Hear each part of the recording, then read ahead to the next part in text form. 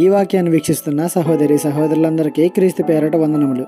ఈరోజు వాక్యం ద్వారా దేవుడు మనతో చెప్తున్న మాట, ఎవడు తన దేవుడైన యెహోవా మీద ఆశ పెట్టుకునో వాడు ధన్యుడు.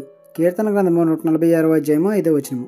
మనం ధన్యులు అనిపించుకోవడానికి ఎక్కడెక్కడికో వెళ్ళక్కర్లేదు, ఏవేవో సంపాదించుకోక్కర్లేదు. నీవు అనుసరించే పరమాత్ముని మీద ఆశ పెట్టుకుంటే చాలంట. కానీ మన ఆశ అంతా లోకం మీదే కదా. దేవుడు కాదు మనల్ని పొగడాల్సింది, మెచ్చుకోవాల్సింది లోకమే. మరి లోకమే కదా మనల్ని పాపం నుండి విడిపించింది, లోకమే కదా మన కోసం రక్తం చిందించింది. కాబట్టి మనం లోకం కోసమే పాటుపడాలి, దాని మీదే ఆశ పెట్టుకోవాలి కదా. ఎంతవరకు నేను నా లోకమేనా? జీవితాన్ని ఇచ్చిన దేవుణ్ణి లెక్క చేయవా? ఆయన గురించి ఆలోచించవా? ఒకటి గుర్తుపెట్టుకో, సౌలు పోతే దావీదు, మోషే పోతే యెహోషువ. కానీ సౌలుకు యెహోవా లాంటి దేవుడు ఇంకొకరు దొరకలేదు.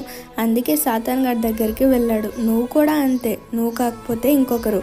కానీ నువ్వు ప్రపంచ నలుమూలలా చుట్టిన నా దేవుడు లాంటి వాడు నీకు దొరకరు, ఉండరు కూడా. గుర్తుపెట్టుకో. ఈ చిన్న సువార్త పరిచర్యలో మీ సహోదరులు. God bless you. ఆమేన్.